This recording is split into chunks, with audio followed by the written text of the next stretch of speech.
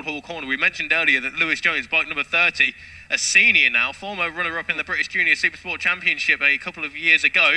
Looks like he's trying to mount a challenge already on Travis Rucker, but let's not forget that he was starting at the back of the grid earlier on today, had a lot of traffic to punch his way through, but now he's right there and he can go with the leaders.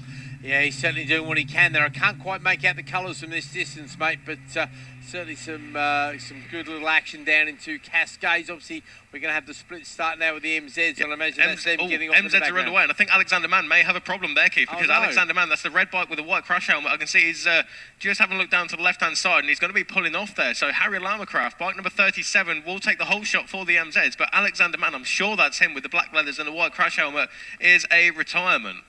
Okay, that'd be a great shame for Alex. Of course, he's been so consistent in the racing so far this year, absolutely dominating things. In fact, I think he was on for a perfect score as well, because he took the earlier win today and the win yesterday to add to his 4 from Brands Hatch. So that's not good news in his championship charge for Alex Mann. It's always a very frustrating way to end as well. You've been waiting for your race, getting ready to pack up and go home after it, and all of a sudden you're packing up without having your race. Okay, they're coming past me now, and looks like we've got a breakaway at the front. That's going to be Henry McCartney, I'm thinking, because that young lad really knows how to pedal a bike from the start. Then we've got a bit of a gap back to another pair, and then a slight gap back to the rest. I was just too busy watching the MZs go through the back there, and they're now coming across the top. And yeah, we've got a three-way battle at the sharp end of the MZs as well. We get about a half or so bike length gap to the next runner, who's people who call us Andy Wales leading the way down. I think it's Chris Kent in second, and I think it's Harry Lamacraft there in third place. So he's got away with the leaders. He's where he needs to be, Lamacraft, and he's doing what he can to stay on the tail of them. Back to the Ninjas, and completing the first lap, it is Henry McCartney, who has a 1.7 second advantage over Lewis Jones there. So Lewis Jones leading the seniors quite comfortably at the end of lap number 1. And I tell you what, Keith, the one we need to keep an eye on, number 217, Hudson Cooper, making up 17 positions on the first lap there. So Hudson Cooper back out onto the circuit, making his way all the way up to 4th position from the back of the Team Green Junior and Seniors. That is impressive. Yeah, well, we know that kid's quick. Might not have much of the way of road skills at him, but he's certainly a very quick kid. We'll wait and see how far up he can clamber. Now, you would think that Henry McCartney might be a little bit of a stretch away, but you don't know, because he's got some quick lads around him as well to help tow him along. Might have to keep a bit of an eye on that lap record. It went yesterday anyway, did it, the lap record? Yeah, I believe it did, in the juniors at least, yes. Yeah, juniors lap record, senior lap record looking very safe, and it was a very fast lap record for Phil Atkinson. We'll wait till they come over the top and see how. And is that Cooper, who's already moved up another couple of places? No, that's Cooper in third there. I can see his right off the bike. His elbow's almost on the curb as he comes through there. And watching the rest of them all come through safely there, including the Flying Capybara there. Up the hill they go. I'm just watching them go through into the second sector there, Keith, and the second quickest first sector is from Henry McCartney of a 25.9. The quickest first sector is from Hudson Cooper of a 25.2. Wow, so 7/10 of a second he's made up on the leader at that time. At that rate, mate, I think he's going to be challenging very hard indeed as Andy Wales goes through in the lead. So certainly having a bit more luck there. I think we're going to see Lamacraft get relegated down to 4th place. Hang on, Andy Wales, I think he's going a bit slowly, because the other two have all of a sudden overhauled that gap, and I think Wales might have a problem there, mate, because the two right behind him all of a sudden was side by side going up the hill, and I'm pretty sure as they disappeared out that they were going to go under the bridge and pass Andy Wales. We'll wait and see if you can pick that up when they get to you, mate. Yeah, no worries. I'll keep an eye on that one there. I'm just watching the rest of the Ninjas make their way through there. So McCartney ahead of Hudson Cooper now, who's 158.242. That's the fastest lap. Whereas I'll keep an eye on that one there. I'm just watching the rest of the Ninjas make their way through there. So McCartney ahead of Hudson Cooper now, who's 158.242. That's the fastest lap of the race at the end of the first of the flying laps then. 2.2 seconds behind McCartney, as we said there, and 0.2 of a second ahead of Lewis Jones there. Travis Rucker, Kian Booser and Darren Booser up next, as Harry Lamacraft leads the way in the MZs across the line ahead of Pete Woodall and Chris Kent, Declan Ryan, Chris Rogers, and then Caleb Wright. But you're right, we're looking for the You said there's a Woodall there, didn't you? Pete Woodall. No, I thought it was Andy Wales. Andy Wales, my apologies. Yeah, Andy Wales there, bike number 85, who's yet to come across the line. So I looks like thought we there was a problem there for him. Looks like he may have been in retirement towards the back end of the circuit that unfortunately we can't see. But there goes the 56 machine of Russell Turner, the man from Stockport. Is just outside the top 8 in the MZs at the moment there. But the leader's already coming past you in the Ninjas. Yeah, they certainly are. It's still McCartney now from Cooper. Did Cooper just pluck a purple out of the air there on the timing screen, yes, mate? Yes, he did, 24.8. Yeah, what a surprise. Not surprised at all. And previously it was 25.2, I think you said. That's right, so, that's right. He has definitely found another 0.4 of a second, and he's got the bit between his teeth. He really has. Obviously, he was involved in that incident earlier, so that cost him a lot of points in the championship, and he's keen to get those back and get back on terms with Henry McCartney, who was up there chatting with you a little bit earlier, mate. So please watch out for Hudson Cooper. He is coming and coming along fast. He's another youngster who's got some experience in the fab racing, but he's a very young youngster as well, isn't he? I think he's only about 13, isn't he? Yeah, absolutely. You can say he's definitely a young youngster compared to the likes of Henry McCartney, who's a not as young youngster. But no, 0.9 is now the gap between McCartney and Cooper. And get this, Keith, McCartney did a 58.9, that's his personal best. And Cooper did a 57.6, so he's lapping 1.3 seconds quicker on that previous lap there. Was Hudson Cooper, and Lewis Jones is going with him as well because he's done a 57.9, and that's a personal best for Lewis as well.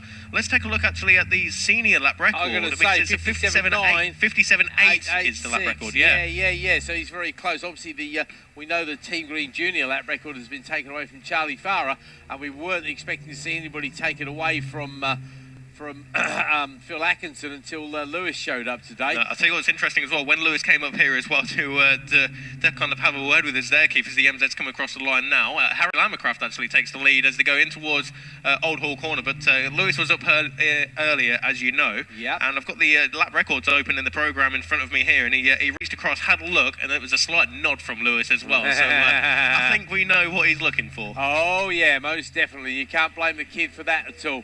Okay, I'm very close indeed as they go up under the bridge there, mate. Out of my sight once again. I really wish you could see more of the circuit. These three are really going for it. And Lewis Jones, I tell you what, whatever lap time those juniors are doing, he is going to be matching it second for second. Yeah, Keith, we've got the first sector times coming through now, and it's a purple for Lewis Jones of a 24.392, and they're going to run about 7/10 of a second, 8/10 of a second quicker than Henry McCartney in that first sector on this lap. So I'm looking towards Lodge. I'm going to see flashes of colour coming towards us very shortly indeed. And it's 1, 2, 3 neck and neck as they come out of Deers Leap onto the front straight once more, and it is Henry McCartney leading the way, but Hudson Cooper's looking for the inside. No room this time around, but he's right there and he's definitely thinking about it as Lewis Jones takes the lap record in the Team Green Seniors. Excellent. A 1:57.539. Oh, I thought the kid would. Fantastic stuff. Well, he doesn't want the lap record as much as he wants to beat these two youngsters as well, because again, Lewis is only about 22. He's only barely out of his teens himself, and as far as he's concerned, you know, Phil Atkinson, no disrespect to Phil, but Phil knows he's going to win the senior race pretty much every time he goes out there, so he just plays with the youngsters and then lets them get on with their own race. I don't think Lewis is going to extend them that courtesy somehow, do you, mate? No. In a word, no. I'll give you 2 letters on that one. Yeah, absolutely. I just noticed somebody being loaded into the van down there as well. I didn't see anybody go up in Cascades, but somebody must have joined I think the party. number 58 here of that's Max Rhodes. Okay, sorry, Max. Didn't notice you disappearing off to stage left.